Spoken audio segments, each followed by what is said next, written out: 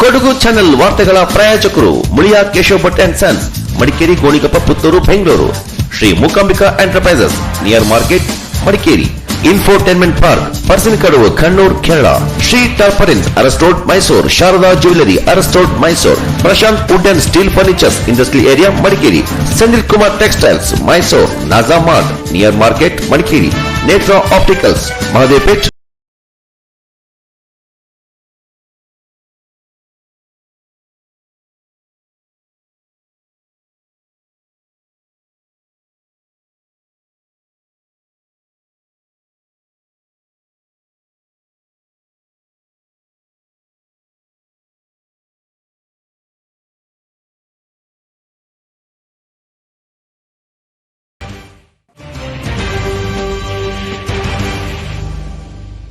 ಕುಶಾಲನಗರದ ಗ್ರಾಮಾಂತರ ಠಾಣೆಯ ವ್ಯಾಪ್ತಿಯಲ್ಲಿ ಮಕ್ಕಳ ದಿನಾಚರಣೆಯ ದಿನವೇ ಮಕ್ಕಳು ನೀರು ಪಾಲಾಗಿದ್ದಾರೆ.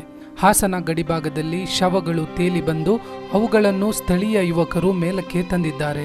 ಹಾಸನ ಕೊಡಗು ಜಿಲ್ಲೆಯ ಗಡಿಭಾಗದಲ್ಲಿ ತಾಯಿ ತನ್ನ 3 ಮಕ್ಕಳನ್ನು ನೀರಿಗೆ ತಳ್ಳಿ ತಾನು ಸಹ ನೀರಿಗೆ ಧುಮುಕಿರುವ ಪ್ರಕರಣ ಶನಿವಾರ ಬೆಳಿಗ್ಗೆ 10:30 ಸಮಯದಲ್ಲಿ ನಡೆದಿದೆ. 1 ಹೆಣ್ಣು ಮಗು ಮತ್ತು 2 ಗಂಡು ಮಕ್ಕಳು ಸೇರಿದಂತೆ 3 ಮಕ್ಕಳ ಶವ ಸಿಕ್ಕಿದ್ದು, ತಾಯಿಯ ಶವ ಸಿಕ್ಕಿರುವುದಿಲ್ಲ. ಮೂಲತಃ ಚಿತ್ರದುರ್ಗ ಜಿಲ್ಲೆಯವರಾದ ಇವರು ತೊರೆನೂರು ಶುಂಠಿ ಶುದ್ಧೀಕರಣದಲ್ಲಿ ಕೆಲಸ ಮಾಡುತ್ತಿದ್ದರು. ಗಂಡ ಮತ್ತು ಹೆಂಡತಿ ನಡುವೆ ನಡೆದ ಜಗಳವೇ ಇದಕ್ಕೆ ಪ್ರಮುಖ ಕಾರಣ ಎಂದು ತಿಳಿದು ಬಂದಿದೆ.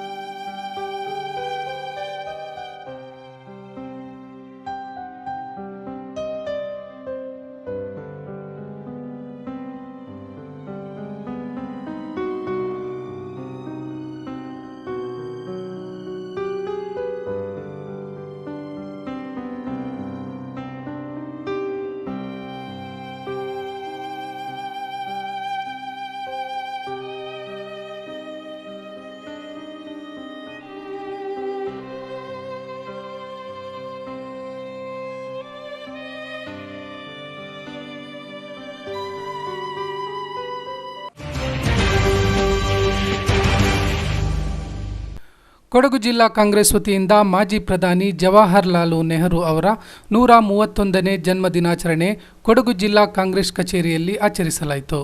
ಅಧ್ಯಕ್ಷತೆ ವಹಿಸಿ ಮಾತನಾಡಿದ ಜಿಲ್ಲಾ ಕಾಂಗ್ರೆಸ್ ಅಧ್ಯಕ್ಷರಾದ ಕೆ ಮಂಜುನಾಥ್ ಕುಮಾರ್ ರವರು, ನೆಹರೂರವರು ಪ್ರಧಾನಿಯಾಗಿ ಆಡಳಿತ ನಡೆಸಿ ದೇಶವನ್ನು 100 ವರ್ಷಗಳ ಮುಂದಕ್ಕೆ ಕೊಂಡೊಯ್ದರೆ ಬಿಜೆಪಿ 20 ವರ್ಷ ಹಿಂದಕ್ಕೆ ತಳ್ಳಿದೆ ಎಂದು ವಿಷಾದಿಸಿದರು.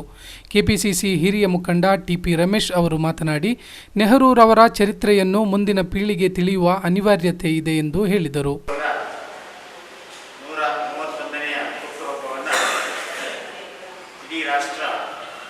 ಮಕ್ಕಳ ದಿನಾಚರಣೆಯಾಗಿ ಆಚರಣೆ ಮಾಡ್ತಾ ಇದ್ದಾರೆ. ನವೆಂಬರ್ 14 ಬಂತು ಅಂದರೆ ಜವಾಹರ್ಲಾಲ್ ನೆಹರೂರವರನ್ನು ನೆನಪಿಸೋದಕ್ಕಿಂತ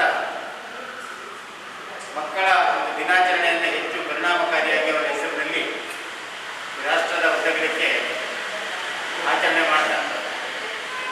1889 ನವೆಂಬರ್ 14ಕ್ಕೆ ಅವರು ಜನಿಸ್ತಾರೆ.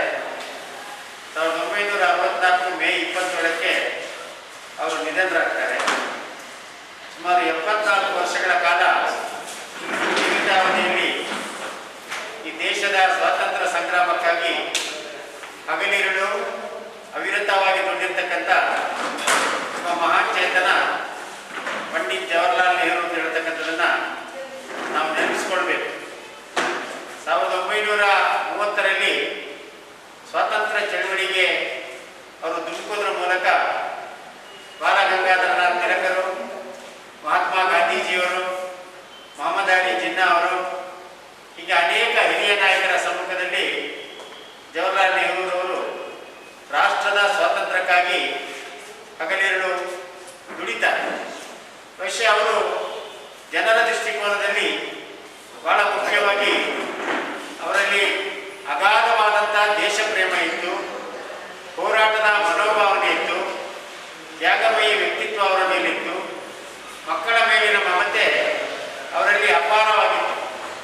ಅದಕ್ಕೆ ಒಂದು ಕಡೆ ಅವರು ಹೇಳ್ತಾರೆ, ಮಕ್ಕಳಿಗಾಗಿ ಆಸ್ತಿ ಮಾಡೋದಕ್ಕಿಂತ ಶಿಕ್ಷಣ ನೀಡಿ ಮಕ್ಕಳನ್ನೇ ಆಸ್ತಿ ಮಾಡಿ ಅಂತಕ್ಕಂಥ ಮಾತನ್ನ ಜವಾಹರ್ಲಾಲ್ ನೆಹರೂರವರು ಮಕ್ಕಳ ಬಗ್ಗೆ ಹೆಚ್ಚು ಒತ್ತನ್ನು ಕೊಟ್ಟು ಅವರ ಶಿಕ್ಷಣಕ್ಕೆ ಹೆಚ್ಚು ಒತ್ತನ್ನು ಕೊಟ್ಟು ಕೆಲಸವನ್ನು ನಿರ್ವಹಿಸಿದವರು.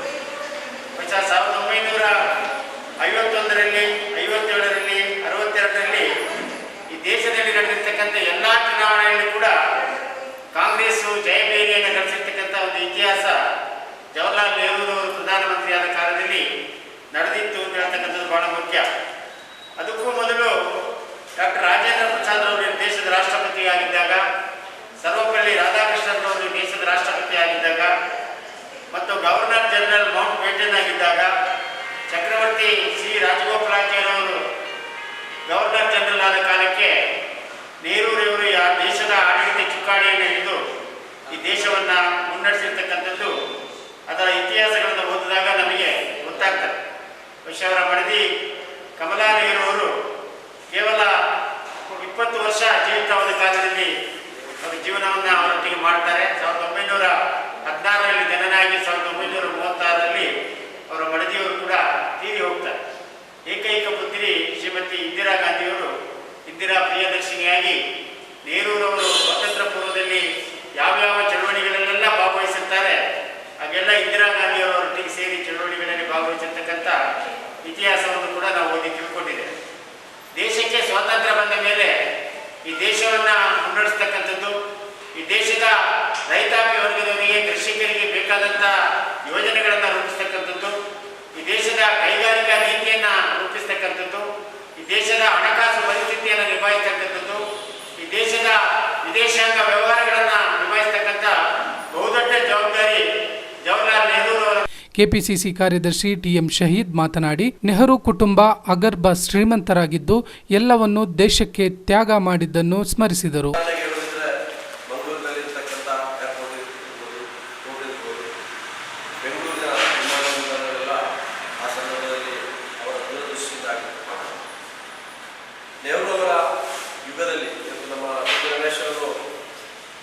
ಸಂಕ್ಷಿಪ್ತವಾಗಿ ಅವರ ಮಾಹಿತಿಯನ್ನು ಕೊಟ್ಟಿದ್ದಾರೆ.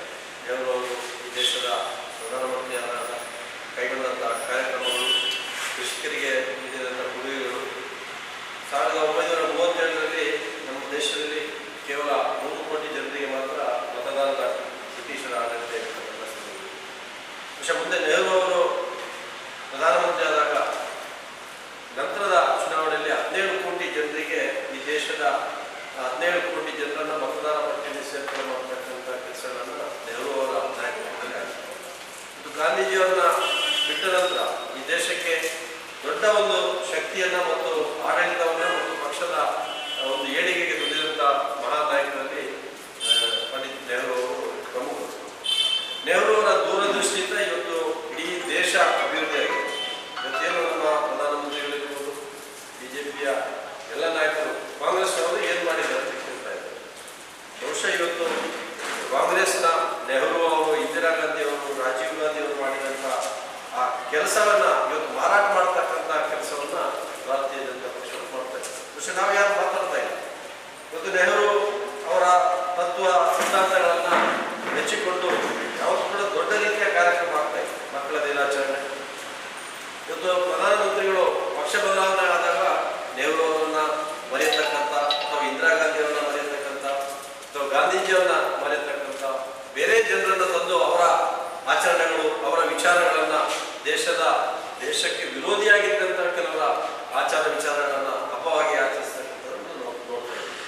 ಇಂಥ ಪುಣ್ಯ ಪುರುಷರು, ಇಂಥವರ ಹುಟ್ಟಿನಿಂದಾಗಿ ನಾವೆಲ್ಲ ಭಾರತ ಧನ್ಯವಾಗಿದೆ.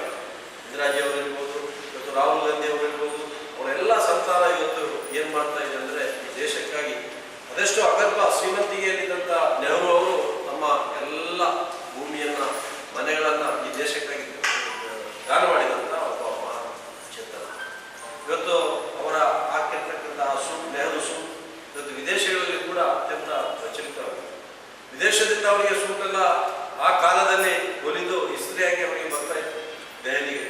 ಅವ್ರು ಕಲಿಯತಕ್ಕಂಥ ಸಂದರ್ಭದಲ್ಲಿ ಅಗರ್ಭ ಶ್ರೀಮಂತಿಕೆ ಇದ್ರೂ ಕೂಡ ಜನರ ಮಧ್ಯೆ ಬೆಳೆದು ಜನರಿಗೋಸ್ಕರವಾಗಿ, ದೇಶಕ್ಕೋಸ್ಕರವಾಗಿ ಎಲ್ಲವನ್ನ ಸರ್ವ ತ್ಯಾಗವನ್ನು ಅವರ ಮಗಳು ಇಂದಿರಾ ಗಾಂಧಿ ಅವರು ಕೂಡ ಈ ದೇಶಕ್ಕೆ ಒಳ್ಳೆಯ ಒಂದು ಆಡಳಿತವನ್ನು ಕೊಟ್ಟು ಉಕ್ಕಿನ ಮಹಿಳೆಯಾಗಿ ನಮ್ಮ ಮುಂದೆ ಇಂಥ ಆ ಒಂದು ಸಂದರ್ಭದಲ್ಲಿ ಅವರನ್ನು ಜಿಲ್ಲಾ ಪಂಚಾಯತ್ ಮಾಜಿ ಸದಸ್ಯ ಕೊಕ್ಕಲೇರ ಸುಜಿತ್ ತಿಮ್ಮಯ್ಯ ಮಾತನಾಡಿ, ನೆಹರೂರವರು ಈ ದೇಶದಲ್ಲಿ ಮಂದಿರ, ಮಸೀದಿ, ಇಗರ್ಜಿ ಕಟ್ಟುವ ಬದಲು ಅಣೆಕಟ್ಟುಗಳನ್ನು ಕಟ್ಟಿ ದೇಶದ ಪ್ರಗತಿ ಸಾಧಿಸಿದರು. ಕಾರ್ಯಕ್ರಮ ನಿರೂಪಿಸಿ ಮಾತನಾಡಿದ ರಾಜೀವ್ ಗಾಂಧಿ ಪಂಚಾಯತ್ ರಾಜ್ ಸಂಘಟನೆಯ ಜಿಲ್ಲಾಧ್ಯಕ್ಷರಾದ ತೆನ್ನೇರ ಮೈನಾರ್ ಅವರು, ಜಾಗತಿಕ ಮಟ್ಟದಲ್ಲಿ ಆಲಿಪ್ತ ಚಳವಳಿಯನ್ನು ಹುಟ್ಟುಹಾಕಿ 3ನೇ ವಿಶ್ವ ಯುದ್ಧವನ್ನು ತಡೆದ ಜಗತ್ತಿನ ಮಹಾನ್ ಶಾಂತಿದೂತ ಜವಾಹರ್ಲಾಲ್ ನೆಹರು ಎಂದು ಬಣ್ಣಿಸಿದರು.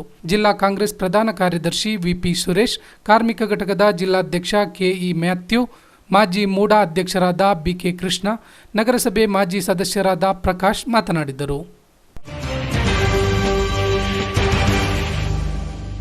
ರಾಜ್ಯದಲ್ಲಿ ನಡೆದ ಉಪಚುನಾವಣೆಯಲ್ಲಿ ಇವಿಎಂ ಯಂತ್ರವನ್ನು ಹ್ಯಾಕ್ ಮಾಡಿರುವ ಸಾಧ್ಯತೆ ಇದ್ದು, ಈ ಬಗ್ಗೆ ತನಿಖೆಗೆ ಒತ್ತಾಯಿಸಲು ಕೆಪಿಸಿಸಿ ಮುಖಂಡರು ಚರ್ಚಿಸುತ್ತಿದ್ದಾರೆ ಎಂದು ವಿರಾಜಪೇಟೆ ವಿಧಾನಸಭಾ ಕ್ಷೇತ್ರದ ಕಾಂಗ್ರೆಸ್ ವೀಕ್ಷಕ ಟಿಎಂ ಶಾಹಿದ್ ಹೇಳಿದ್ದಾರೆ.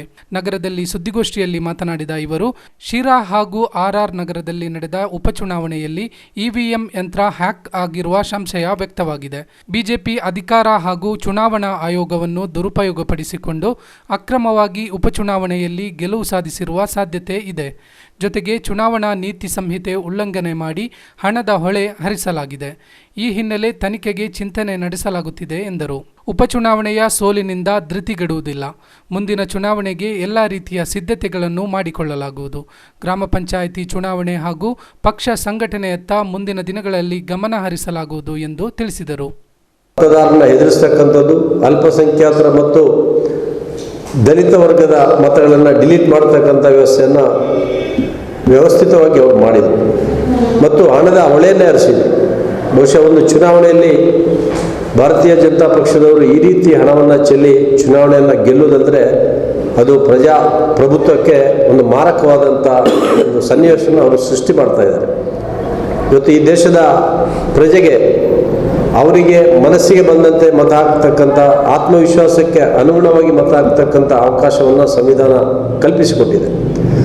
ಅದನ್ನೇ ಬುಡಮೇಲು ಮಾಡಿಕೊಂಡು ಹಣವನ್ನು ಪರ್ಚೇಸ್ ಮಾಡಿ, ಹಣವನ್ನು ನೀಡಿ ಮತವನ್ನು ಖರೀದಿ ಮಾಡತಕ್ಕಂಥ ಕೆಲಸ ಮತ್ತು ಮತದಾನಕ್ಕೆ ಹೋಗದಂತೆ ಏನು ಕಾಂಗ್ರೆಸ್ ಪರವಾಗಿ ಅಥವಾ BJP ವಿರುದ್ಧವಾಗಿರ್ತಕ್ಕಂಥ ಮತಗಳನ್ನು ಚಲಾವಣೆ ಮಾಡಲಿಕ್ಕೆ ಕೂಡ ಬಿಡದಂಥ ಒಂದು ಸನ್ನಿವೇಶವನ್ನು ಪೊಲೀಸ್ ಇಲಾಖೆ ಮತ್ತು ಆಡಳಿತ ಇಲಾಖೆ ಜೊತೆಯಲ್ಲಿ ಚುನಾವಣಾ ಸಿಬ್ಬಂದಿಗಳ ಜೊತೆ ಕೈ ಜೋಡಿಸಿ ಮಾಡಿದ್ದಾರೆ. ಇದರ ವಿರುದ್ಧ ಇವತ್ತು ನಾವೆಲ್ಲ ಜನ ಜಾಗೃತಿ ಮಾಡಬೇಕಾಗ್ತದೆ. ಈ ಚುನಾವಣೆಯಲ್ಲಿ ಸೋತಿದ್ದೇವೆ ಅಂತೇಳಿ ನಾವು ಧೃತಿಗೆಡುವುದಿಲ್ಲ. ಮುಂದಿನ 2 ಚುನಾವಣೆ, ಇವತ್ತೇನು ಬರಲಿಕ್ಕಿರ್ತಕ್ಕಂಥ ಪಾರ್ಲಿಮೆಂಟ್ ಚುನಾವಣೆ ಇದೆ, ಮತ್ತೊಂದು ಮಸ್ಕಿ ಮತ್ತು ಬಸವ ಕಲ್ಯಾಣ ಚುನಾವಣೆಯಲ್ಲಿ ಈಗಾಗಲೇ ಪಕ್ಷ ಸಂಘಟನೆಯನ್ನು ಮಾಡೋದರ ಮುಖಾಂತರ ನಿರಂತರ ಹೋರಾಟವನ್ನು ಮಾಡಿಕೊಂಡು ಭಾರತೀಯ ಜನತಾ ಪಕ್ಷದವರು ಇವತ್ತು ರಾಜ್ಯದಲ್ಲಿ ಭ್ರಷ್ಟಾಚಾರವನ್ನು, ಇವತ್ತು ಏನು ಭ್ರಷ್ಟಾಚಾರದ ಹಣವನ್ನು 2 ಕ್ಷೇತ್ರದಲ್ಲಿ ಯಡಿಯೂರಪ್ಪ ಅವರ ಸುಪುತ್ರ ವಿಜೇಂದ್ರ ಅವರು ಅಲ್ಲಿ ಹಂಚಿಕೆಯನ್ನು ಮಾಡಿರೋದು ಎಲ್ಲರೂ ನೋಡಿದ್ದಾರೆ. ಟಿವಿಗಳಲ್ಲೂ ಕೂಡ ಬಂದಿದೆ, ಎಲ್ಲ ಮಾಧ್ಯಮಗಳಲ್ಲೂ ಕೂಡ ಬಂದಿದೆ. ಇವತ್ತು ಇದನ್ನೆಲ್ಲ ನೋಡಿದಾಗ ಭಾರತೀಯ ಜನತಾ ಪಕ್ಷದವರಿಗೆ ಇರತಕ್ಕಂಥ ಒಂದೇ ಒಂದು ಗುರಿ, ಕೇವಲ ಹಣವನ್ನು ನೀಡಿ ಜನವನ್ನು ಖರೀದಿ ಮಾಡ್ತಕ್ಕಂಥ, ಯಾವುದೇ ಅಭಿವೃದ್ಧಿ ಮಾಡ್ತಾ ಇಲ್ಲ, ಜನಪರ ಸಮಸ್ಯೆಗಳಿಗೆ ಸ್ಪಂದನೆ ಮಾಡ್ತಾ ಇಲ್ಲ. ಕೇವಲ ಒಂದೇ ಒಂದು ಉದ್ದೇಶ, ಅಧಿಕಾರಕ್ಕೆ ಬರಬೇಕು. 17 ಶಾಸಕರನ್ನ ಕೂಡ ಖರೀದಿ ಮಾಡಿದರು, ಬಾಂಬೆಗೆ ಕರ್ಕೊಂಡೋದ್ರು. ಇದನ್ನೆಲ್ಲ ಈ ರಾಜ್ಯದ ಜನ ನೋಡಿದ್ದಾರೆ. ಇವತ್ತು ಅಕ್ರಮದಲ್ಲಿ ಅವರು ಅಧಿಕಾರಕ್ಕೆ ಬಂದಿದೆ, ಅಕ್ರಮವಾಗಿ ಚುನಾವಣೆಯಲ್ಲಿ ಗೆಲ್ತಾ ಇದ್ದಾರೆ. ಬಹುಶಃ ಇದು ನಮ್ಮ ಪ್ರಜಾಪ್ರಭುತ್ವಕ್ಕೆ ದೊಡ್ಡ ಕೊಡಲಿಯಟ್ಟು. ಮುಂದಿನ ದಿನಗಳಲ್ಲಿ ಇದಕ್ಕೆ ಈ ರಾಜ್ಯದ ಮತ್ತು ಈ ದೇಶದ ಜನತೆ ಕಡಿವಾಣ ಹಾಕುವುದರಲ್ಲಿ ಯಾವುದೇ ಸಂಶಯ ಇಲ್ಲ. ಮುಂಬರುವ ಗ್ರಾಮ ಪಂಚಾಯತ್ ಚುನಾವಣೆಯನ್ನು 3 ವಾರದಲ್ಲಿ ಘೋಷಣೆ ಮಾಡಲಿಕ್ಕೆ ಈಗಾಗಲೇ ಹೈಕೋರ್ಟ್ ನಿರ್ದೇಶನ ಕೊಟ್ಟಿದೆ. ನಮ್ಮ ಜಿಲ್ಲಾ ಕಾಂಗ್ರೆಸ್ನ ಅಧ್ಯಕ್ಷರ ಮತ್ತು ಎಲ್ಲ ಹಿರಿಯ ನಾಯಕರ ನೇತೃತ್ವದಲ್ಲಿ ಜಿಲ್ಲೆಯಲ್ಲಿ ಕೂಡ ಗ್ರಾಮ ಪಂಚಾಯತ್ ಚುನಾವಣೆ ಇರ್ಬೋದು, ತಾಲೂಕು ಮಟ್ಟದ, ಜಿಲ್ಲಾ ಮಟ್ಟದ ಪಕ್ಷ ಸಂಘಟನೆಯನ್ನು ಮಾಡುವುದರ ಮುಖಾಂತರ ಗ್ರಾಮೀಣ ಪ್ರದೇಶದಲ್ಲಿ ಇರ್ತಕ್ಕಂಥ ಅರ್ಹ ವ್ಯಕ್ತಿಗಳನ್ನು, ಸಹಕಾರಿ ಸಂಘದ ನಾಯಕರುಗಳು ಮತ್ತು ಎಲ್ಲ ಹಿರಿಯ ಕಿರಿಯ ನಾಯಕರನ್ನು ಒಗ್ಗೂಡಿಸಿಕೊಂಡು ಮುಂದಿನ ಚುನಾವಣೆಗೆ ನಾವು ಕೊಡಗು ಜಿಲ್ಲೆಯಲ್ಲಿ ಅದೇ ರೀತಿ ರಾಜ್ಯದಲ್ಲಿ ಕೂಡ ತಯಾರಾಗಿದ್ದೇವೆ. ಭಾರತೀಯ ಜನತಾ ಪಕ್ಷದವರಿಗೆ ನಮ್ಮದೊಂದು ಆಹ್ವಾನ, ನೀವು ನೇರ ಚುನಾವಣೆಗೆ ಬನ್ನಿ. ದಯವಿಟ್ಟು ಅಕ್ರಮ ಮತ್ತು ವಾಮ ಮಾರ್ಗದ ಮುಖಾಂತರ ಈ ರೀತಿಯ ಚುನಾವಣೆ ನಡೆಸಬೇಡಿ. ಒಂದಲ್ಲ ಒಂದು ದಿನ ಇದು ನಿಮಗೆ ಮುರುಳಾಗುವ ಸಂಭವ ಇರುವುದರಿಂದ ದಯವಿಟ್ಟು ಪ್ರಜಾಪ್ರಭುತ್ವದ ಮೌಲ್ಯವನ್ನು ಮತ್ತು ಪ್ರಜಾಪ್ರಭುತ್ವದ ಹಿತಾಸಕ್ತಿಯನ್ನು ಕಾಪಾಡಿಕೊಂಡು ದೇಶದ ಜನರ ಹಿತದೃಷ್ಟಿಯಿಂದ ಕೂಡ ಒಂದು ಪ್ರಜಾಪ್ರಭುತ್ವ ಮತ್ತು ಏನು ಡೆಮೋಕ್ರಸಿಯಲ್ಲಿ ಏನಿರಬೇಕು ಅದನ್ನು ಮಾಡಿ ಚುನಾವಣೆಯಲ್ಲಿ ಗೆಲ್ಲಿ ಅಂತ ಹೇಳ್ತಕ್ಕಂಥ ಮಾತನ್ನು ಈ ಸಂದರ್ಭದಲ್ಲಿ ಹೇಳ್ತಾ ಇದ್ದೇನೆ. ಸನ್ಮಾನ್ಯ ಶ್ರೀ ಎಚ್.ಎಸ್. ಅನಂತ ಸುಬ್ಬರಾವ್ ಹಾಗೂ ಮಕ್ಕಳ ಶುಭ ಹಾರೈಕೆಯೊಂದಿಗೆ ಶ್ರೀ ಸುಬ್ರಾಯ ಸಂಪಾಜೆಯವರ ಕೊಡಗು ಕ್ವಿಜ್ ಕೃತಿಯ ಅನಾವರಣ ಕಾರ್ಯಕ್ರಮ ಮಡಿಕೇರಿ ನಗರದ ಬಾಲಭವನದಲ್ಲಿ ಏರ್ಪಡಿಸಲಾಗಿತ್ತು.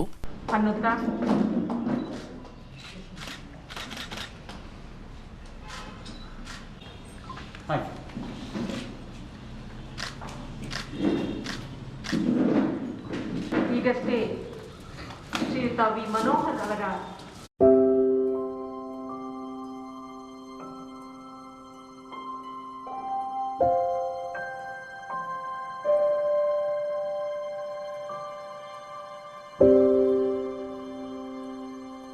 ಸುಬ್ರಾಯ ಸಂಪಾಜಿಯವರು ಕೊಡವರಲ್ಲ, ಪ್ರಕಾಶಕರಾದ ಗುಳಮರು ಅವರು ಕೊಡವರಲ್ಲ, ಪುಸ್ತಕ ಬಿಡುಗಡೆ ಮಾಡುವಂತ ನಾನು ಕೊಡವರಲ್ಲ, ಆಮೇಲೆ ಈ ಪುಸ್ತಕ ಪ್ರಕಟಣೆಗೆ ಸಹಾಯ ಮಾಡಿದಂತ ಅನಂತ ಸುಬ್ರಾಯರು ಕೊಡವರಲ್ಲ. ಆದರೆ ನಮ್ಮ ಇವತ್ತಿನ ಉದ್ದೇಶ ಈ ಒಂದು ಕೃತಿ ಕೊಡವರ ಬಗ್ಗೆ ಇರುವಂತ ಒಂದು ಈ ಕೃತಿಯನ್ನು ಬಿಡುಗಡೆ ಮಾಡುವಂತ. ಇದು ಏನ್ ಹೇಳುತ್ತೆ ಅಂತಂದ್ರೆ ಕೊಡವರ ಬಗ್ಗೆ ನಮಗೆಲ್ಲ ಇಡೀ ಕರ್ನಾಟಕದವರಿಗೆ ಇರುವಂತ ಒಂದು ಅಭಿಮಾನ. ಯಾಕಂದ್ರೆ ಇಡೀ ದೇಶವೇ ಕೊಡವರಿಗೆ ಋಣಿಯಾಗಿರ್ಬೇಕು. ಯಾಕಂದ್ರೆ ದೇಶವನ್ನು ಕಾಯುವ ಯುವದರಲ್ಲಿ ಹೆಚ್ಚಿನ ಸಂಖ್ಯೆಯಲ್ಲಿ ಕೊಟ್ಟಂತವರು ಕೊಡವರು. ನಮ್ಮ major general Cariappa, general Thimayya, ಇನ್ನು ಅನೇಕರು ಆ ಕಾಲದಲ್ಲಿ ಸ್ವಾತಂತ್ರ್ಯ ಪೂರ್ವದಲ್ಲಿ ಬ್ರಿಟಿಷ್ ಸರ್ಕಾರದಿಂದ ಭಾರತ ಸರ್ಕಾರ ಹಸ್ತಾಂತರ ಆದಾಗಿಂದ ಅವರು ಜನರಲ್ ಆಗಿದ್ದಂಥವ್ರು ಕಾರ್ಯಪ್ಪನವರು ವೀರರು, ವೀರಾಗ್ರಣಿಗಳು, ದೇಶಕ್ಕೆ ಪ್ರಾಣಾರ್ಪಣೆ ಮಾಡಿರುವಂತಹ ಒಂದು ಆ ಒಂದು ನಾಡಿಂದ ಅಂತ ನಾಡಲ್ಲಿ ಹುಟ್ಟಿದವರು ಕೊಡವರು. ಸೊ ಹೀಗಾಗಿ ಕೊಡವರು ಅಂದ ತಕ್ಷಣ ನಮಗೆ ಮೊದಲು ಆ ಒಂದು ವೀರರಸವೇ ನಮಗೆ ಮನಸ್ಸಿಗೆ ಭಾಸ ಆಗುತ್ತೆ. ಸೊ ಇದರಲ್ಲಿ ಮುತ್ತಿನ ಹಾಡದಲ್ಲಿ ನಮ್ಮ ಗುರುಗಳು ಹಂಸಲೇಖ ಸರ್ ಒಂದು ಕೊಡವರ ಭಾಷೆಯಲ್ಲಿ ಹಾಡು ಮಾಡಿದ್ರು. ಯಾರು ಇಲ್ಲಿವರೆಗೆ ಮಾಡಿರಲಿಲ್ಲ ಕನ್ನಡದಲ್ಲಿ ಹಾಡು, ಕನ್ನಡದಲ್ಲಿ ಕೊಡವರ ಹಾಡು ಮಾಡಿರಲಿಲ್ಲ. ಏನಾದರೂ ಕೆಲಸ ಇಲ್ಲ ಅಂದರೆ ಚಡಪಡಿಸ್ತಾ ಇರ್ತಾರೆ, ಸುಮ್ಮನೆ ಕೂರೋದು ನೋಡಲೇ ಇಲ್ಲ ನಾವು. ಆ ರೀತಿಯಲ್ಲಿ ರಾಮಾಯಣದ ಬಗ್ಗೆ ಬಹಳ ಆಸಕ್ತಿ ಇದ್ದಿದ್ದರಿಂದ ನಾವು ಪುರಾಣ ಪುರುಷ ಅಂತ ಸುಮ್ಮನೆ ತಮಾಷೆ ಕೇಳ್ತಾ ಇರ್ತೀವಿ. ಪುರಾಣದ ಯಾವುದೇ ಪಾತ್ರದ ಬಗ್ಗೆ ಕೇಳಿದರೂ ಕೂಡ ಹೇಳ್ತಾರೆ. ಕನ್ನಡ ಪಂಡಿತ ಅಂತಲೂ ಕೂಡ ಹೇಳ್ಬೋದು. ಕನ್ನಡದ ಬಗ್ಗೆ ಯಾವುದೇ ಒಂದು ಪದವನ್ನು ಕೇಳಿದರೂ ಕೂಡ ಅದನ್ನು ವಿಸ್ತರಿಸಿ ಒಂದೊಂದು ಅಕ್ಷರಕ್ಕೂ ಒಂದೊಂದು ಅರ್ಥವನ್ನು ಕೊಟ್ಟು ಬಹಳ ಚೆನ್ನಾಗಿ ಹೇಳ್ಕೊಡ್ತಾರೆ. ಅವರು ಉಪನ್ಯಾಸಕರು ಕೂಡ ಆಗಿದ್ದವರು. ನಿಜವಾಗ್ಲೂ ಉಪನ್ಯಾಸಕರಾಗಿದ್ದರೆ ಎಷ್ಟೋ ವಿದ್ಯಾರ್ಥಿಗಳ ಒಂದು ಕನ್ನಡ ಭಾಷೆಯ ಬೆಳವಣಿಗೆಗೆ, ಕನ್ನಡ ಭಾಷೆ ಬಗ್ಗೆ ಅಭಿಮಾನ ಮೂಡಲಿಕ್ಕೆ ಕಾರಣ ಆಗ್ತಿದ್ರು. ಆದರೂ ಸಾವಿರಾರು ಲಕ್ಷಾಂತರ ಮಂದಿ ಕೇಳುವಂಥ ಆಕಾಶವಾಣಿಯಲ್ಲಿ ಈಗ ಕೆಲಸ ಮಾಡ್ತಿದ್ದಾರೆ. ಆ ಕೆಲಸವನ್ನು ಕೂಡ ಅವರು ಕನ್ನಡದ ಬಗ್ಗೆಯೂ ಸಾಕಷ್ಟು ಕಾರ್ಯಕ್ರಮಗಳನ್ನು ಮಾಡಿದ್ದಾರೆ. ರಸರಾಮಾಯಣ ಪುಸ್ತಕವನ್ನು ಬರೆದ್ರು. ಅದರಲ್ಲೂ ಕೂಡ ರಾಮಾಯಣದ ಕರ್ಣನ ಬಗ್ಗೆ ಅವರಿಗೆ ಬಹಳ ಅಂತಃಕರಣ ಇತ್ತು. ಕರ್ಣನ ಬಗ್ಗೆ ಯಾವುದೋ ಒಂದು ಹಾಗಾಗಿ ಯಕ್ಷಗಾನದ ಅವರು ಭಾಗವತರು ಕೂಡ ಆಗಿರೋದ್ರಿಂದ ಸುಬ್ರಾಯ ಸಂಪಾಜಿ ಅವರು ಹಾಡುಗಳನ್ನು ಹಾಡಿಸ್ತಾ ಇದ್ರು. ಆ ಸಂದರ್ಭದಲ್ಲಿ ಪುರಾಣದ ಪಾತ್ರಗಳ ಬಗ್ಗೆ ಒಂದು ಕಾರ್ಯಕ್ರಮ ಮಾಡಬಹುದಲ್ಲ ಅಂತ ಯೋಚನೆ ಬಂದಾಗ ಅವರು ಬಹಳ ಉತ್ತೇಜನ ಕೊಟ್ಟರು.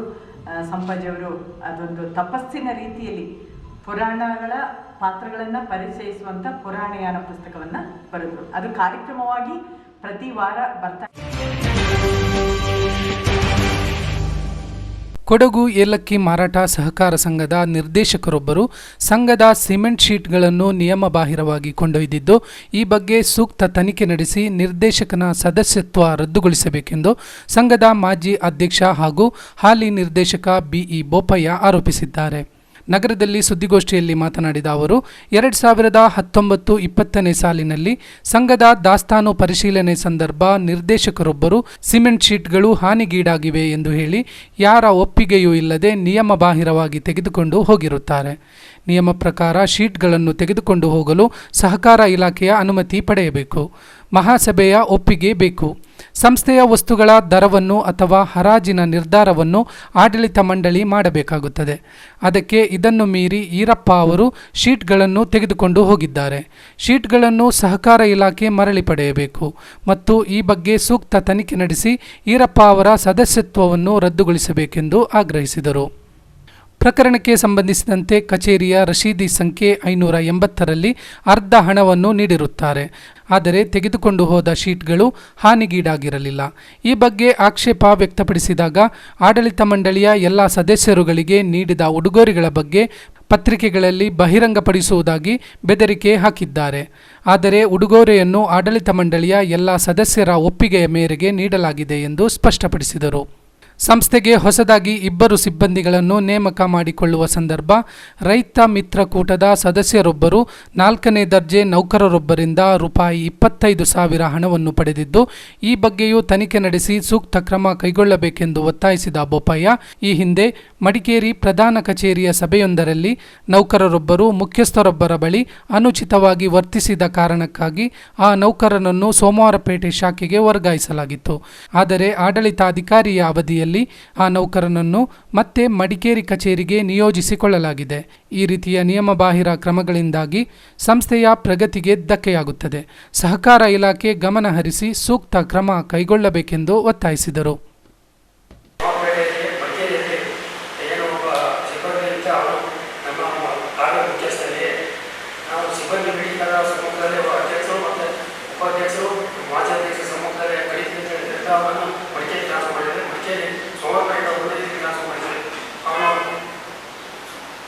ಸೋಮವಾರಪೇಟೆಯಲ್ಲಿ ನಮ್ಮ ಶಾಖೆಯ ಮುಖ್ಯಸ್ಥರು ಸರಿಯಾಗಿ ಕಾರ್ಯನಿರ್ವಹಿಸುತ್ತಿಲ್ಲ. ಯಾಕೆಂತಂದರೆ ಅವರ ಸ್ವಂತಕ್ಕೆ ಹೆಚ್ಚಿಗೆ ಸಮಯವನ್ನು ಅಳವಡಿಸಿದ್ರು.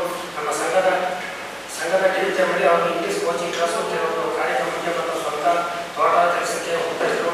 ಅದರಿಂದ ಸಂಘ ತುಂಬ ನಷ್ಟ ಆಗಿದೆ. ಕಳೆದ ವರ್ಷ 3.5 ಲಕ್ಷ ಲಾಸ್ ಆಗಿತ್ತು. ಈ ವರ್ಷ 5 ಲಕ್ಷ ಲಾಸ್ ಆಗಿದೆ. ಅದು ತುಂಬ ನಷ್ಟವಾಗಿದೆ. ಅದನ್ನು ನಾವು ಇಬ್ಬರು ವರ್ಗಾವಣೆ ಮಾಡಿದ್ವಿ.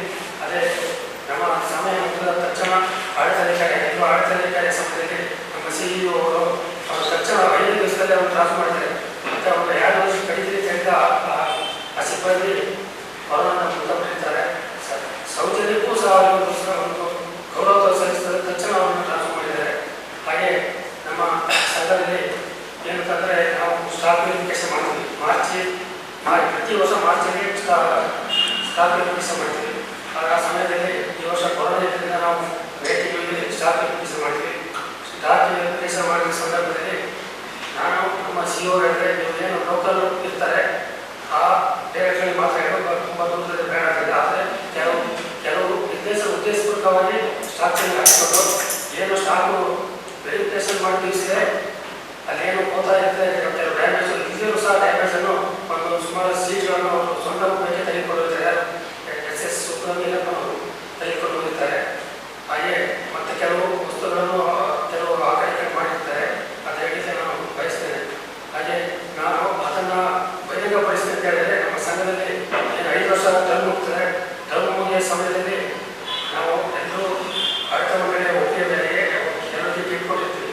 ಆ ಗಿಫ್ಟು ಅನೇಕ ತರಬೇತಿ ನೀವು ನನ್ನದೇನಾದ್ರು ಬಯಲು ಮಾಡಿ ಇದನ್ನು ನಾನು ಗಿಫ್ಟ್ ಕೊಟ್ಟಿದ್ದೆ ನಾನು ಬಯಲು ಹೇಳ್ತಾರೆ. ಅದೆಲ್ಲ ಆಡಳಿತ ಮಂಡಳಿಯ ಒಪ್ಪಿಗೆ ಮೇರೆಗೆ ನಾವು ಅವರು ಸಹ ತೆಗೆದುಕೊಂಡು ಹೋಗ್ತಾರೆ ಅಷ್ಟೇ. ಅದೇ ರೀತಿ ಚುನಾವಣೆ ಸಂದರ್ಭದಲ್ಲಿ ನಮ್ಮ ಈ ಸಾಧನಾ ಪತ್ರದಲ್ಲಿ ಏನು ನಾವು ಅತಿವೃಷ್ಟಿಯಿಂದ ಲಾಸಾದ ಬೆಳೆ ಪರಿಹಾರ ಕೊಟ್ಟಿರ್ತೇವೆ. ಆ ಪರಿಹಾರ ಕೊಡುವ ಸಂದರ್ಭದಲ್ಲಿ ಇವರು ಒಬ್ಬ ಏಜೆಂಟ್ ಮಾತ್ರ ಕೊಟ್ಟುಕೊಂಡ ಆಡಳಿತ ಮಂಡಳಿ ಕೆಲಸದಲ್ಲಿ ಒತ್ತಾಯ ಮಾಡಿಲ್ಲ. ಅದೇ ನಮ್ಮ CEO ಅವರು ರೇಖಾನವರು ನೀವು ಸರ್ ಎಲ್ಲಿ ಕೊಡೋಣ, ನಮ್ಮ ಏನು ಸದಸ್ಯರು ಎಷ್ಟೊಂದು ಏನು ಕೊಟ್ಟಿಲ್ಲ, ಎಲ್ಲ ಸದಸ್ಯರು ಕೊಡೋಣ ಮೇರೆಗೆ ನಾವು ಎಲ್ಲ ಸದಸ್ಯರಿಗೂ ಸಹ 4,000 ಪರಿಹಾರ ಕೊಟ್ಟಿದ್ದೇವೆ. ಆ ಪರಿಹಾರ ಕೊಟ್ಟಿದ್ರೆ ನಾವು ಸಾಧನೆ ಅಂತ ಹೇಳಿ ಚುನಾವಣಾ ಸಾಧನಾ ಪತ್ರದಲ್ಲಿ ಅವರನ್ನು ತಿಳಿಸಿರುತ್ತಾರೆ.